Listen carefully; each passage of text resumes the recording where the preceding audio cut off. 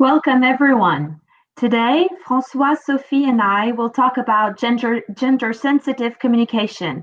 We are all members of COM-ENT's International Committee. What's COM-ENT? COM-ENT is a French association of communications professionals. We are more than 1,700 members, and the association is a member of Global Alliance for Public Relations and Communication Management. We have three missions. First, we defend the communications professionals. Second, we support our members in their professional development, and especially through training. And lastly, we foster common reflection on our profession and perspectives like sustainable development and new technologies. So, Francois, would you like to explain why we chose the topic of gender-sensitive communication today? Yes, absolutely. Thank you very much, Coralie. So COM-ENT also aims to be a change maker in many areas, particularly in the fight for better communication and about its place and representation in the public sphere. So considering that communication professionals reflect social changes and trends, COM-ENT launched All Women, All Communicators in 2012, whose mission is to change behaviors in favor of non-sexist communication. So in short, if communication becomes gender sensitive, we have a chance to make a difference. The International Committee of COM-ENT therefore decided to create a webcast about the keys for non-sexist communications, which reviews basic definitions of sexism, explains the importance of inclusive language and representation, lists the issues for vigilance to be considered when creating a campaign or an advertisement, and builds on examples of existing campaigns to establish the right methods for inclusive communications. So now, to help you better understand, Sophie will give you some definitions and explain the importance of communication professionals, as well as their responsibilities and the issues requiring vigilance when creating a campaign. Yes, thank you, Francois. It's time to give some definitions. According to the French High Council for Equality, sexism is a multifaceted phenomenon. It combines beliefs and behaviors that diminish, stigmatize, or delegitimize a person because of his or her gender. In communication, sexism can range from a colleague's condescending joke to a campaign using a woman's body inappropriately. Why and when should communication professionals fight against sexism in their communication tools? So, communication influences behaviors in society and the way citizens consume and understand the social dynamics around them. When the image of women or men is stereotyped, creativity suffers. The representations of women can be inappropriate and pointless. Using women's body to sell everyday products, limiting women to stereotyped roles, etc. So now, Coralie is going to present 10 issues requiring vigilance when working on your campaigns. Yes, Sophie. So this is our checklist. What should we pay attention to? First, the roles. Who does what in the ad? Second, the jobs. Are men represented in powerful jobs? Then third, the numbers. Are there significantly more men than women, or actually no women at all in the ad? Then the question of parenthood.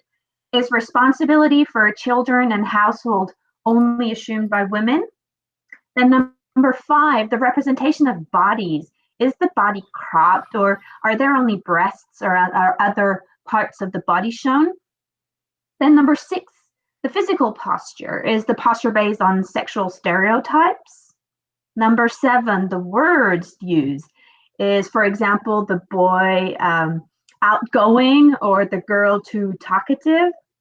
Number 8, the tone. Are there stereotyped injunctions, aggressive vocabulary?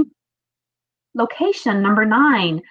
For example, in a car ad, would the men drive and the woman be in the back seat with the children? And lastly, colors. For example, does the ad attribute pink to girls and blue to boys? Yeah, so how do we implement these guidelines in our work products? So representation of genders in communications and other fields is not only about perception, it also has real-life implications. So our perceptions impact the way we present the world and think, but first and foremost, for how we behave. So the main goals of gender-sensitive communications are fair and equal representation of women and men, balance of genders, non-stereotyped, inclusive vocabulary or representation. Gender-sensitive communications is something to look for in all public relations media.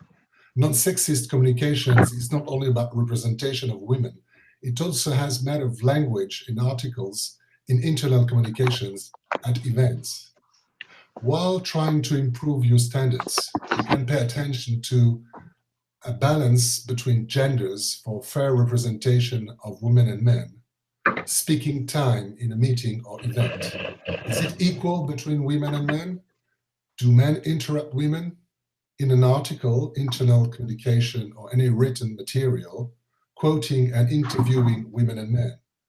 Giving a voice to women on topics usually covered by male experts to contribute to the increased visibility of women.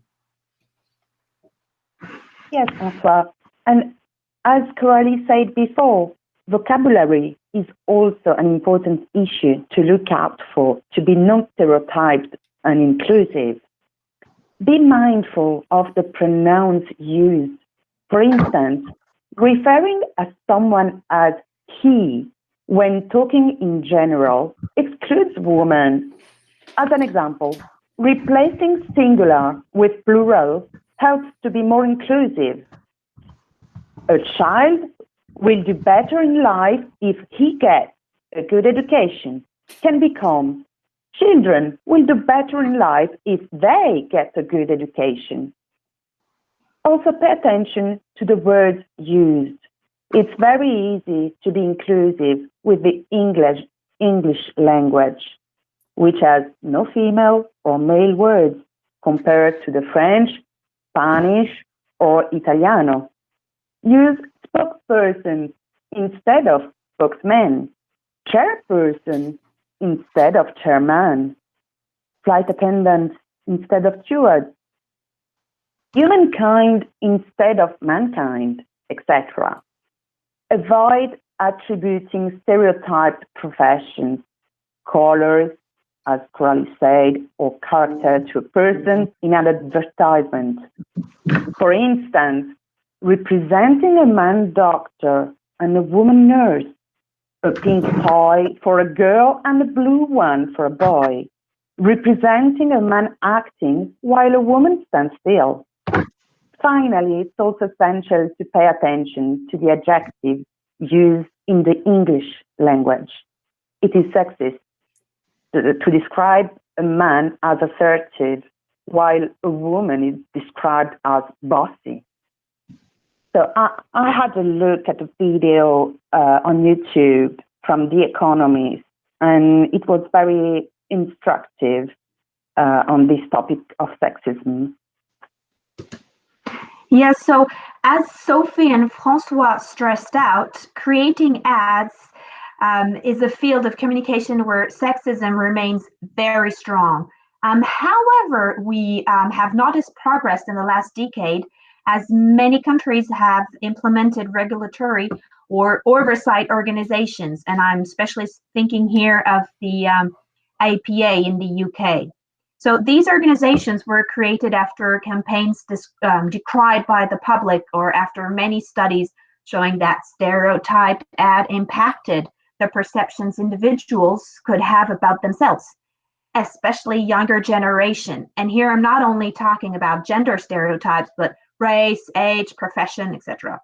So inclusion and diversity are key components of a respectful society and respectful communication. And that is especially important in the representation of genders. So let's now apply our checklist to concrete examples. First example, This ad uses the creative codes of cartoons, was spotted in Belgium last year in 2019. It instantly sparked a debate on social media, quickly followed by an intervention by the public authorities through the Minister of Gender Equality, who actually filed a complaint. So in the visual, we can see a man hitting a woman and saying in French, "Seriously, a fake Bicky?" Bicky being a burger.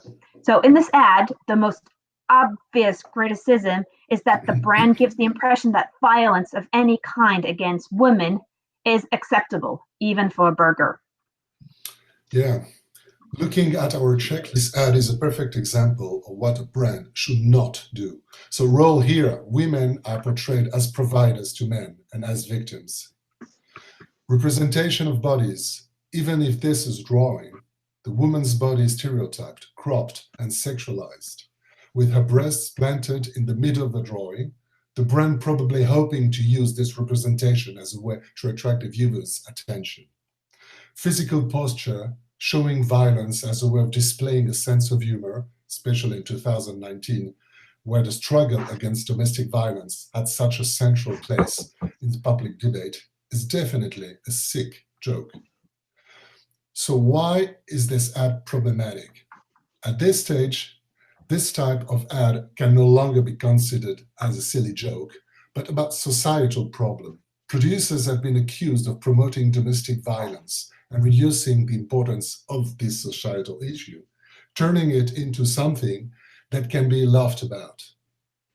This was not well received in Belgium or even in France, where statistics show that a woman dies every 3 days killed by a partner or ex-partner. Apart from this point, the consequences of such representations of women raise several issues. The hard work that still lies ahead of us to break down sexist stereotypes, the trivialization of violence against women.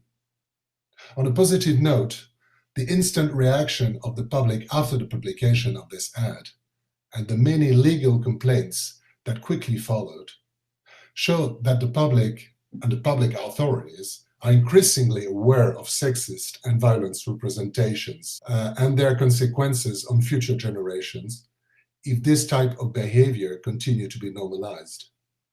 Sometimes sexism can be even more subtle or insidious. Sophie will be analyzing another example for us. Yes, sexism since the childhood. So this is an extract from a toy catalog published in 2019. There are no obvious sexist representations. Note that gender-based stereotypes still persist in some ways. Indeed, so if we look at our checklist, there are a few issues in this extract that I would like to raise. The colors. Of course, the colors are attributed based on gender stereotypes, as the young girl is dressed in a pink dress while the boy is dressed in a green shirt. And also the roles attributed to this kid is a reminder of the stereotyped division of roles in society. The girl is playing with what seems to be a castle, referring to the housekeeper role, while the boy has an action game, more precisely a pirate game, referring to the supposed adventurous natures of boys. This ad insidiously assigns stereotyped roles to children, but also excludes them. It gives the impression that doll houses are only for girls, while action games are only for boys. However, notice that there is an effort to not categorize boys and girls in the language, as the skill of imagination is applied to both characters. Yes, so it's time to conclude. Obviously, there are many other examples we could go through, but the ones that we've shown clearly state that a lack of consideration, more than that, sexism in communication can have a real impact on mental health. They demonstrate that representations of women in ads can have a negative social impact, both for women receiving the injunction to conform and for men who could believe that such orders are acceptable. So, however, despite these examples, positive and responsible campaigns are becoming central to companies, which are now beginning to understand the importance of non-sexist communication and inclusive representation. So this is both a commercial issue, as the generations are now ready to publicly denounce sexist communication, and a societal issue, as communication professionals are increasing of the impact of their ad. So they can all be seen by a much wider audience, including young girls and boys, through social media. So in conclusion, there is room for hope and improvement in the future. Several countries and cities already have acted against sexist commercials in the public space, such as Paris, for example, with its campaign, Paris Without Sexist Ad, which our association COM-ENT has supported and partnered with. If you'd like to know more about this topic and our actions, you can contact the team at tftc@com-ent.fr. Thank you very much, Sophie and Francois, and thank you all for watching. Thank you. Thank you.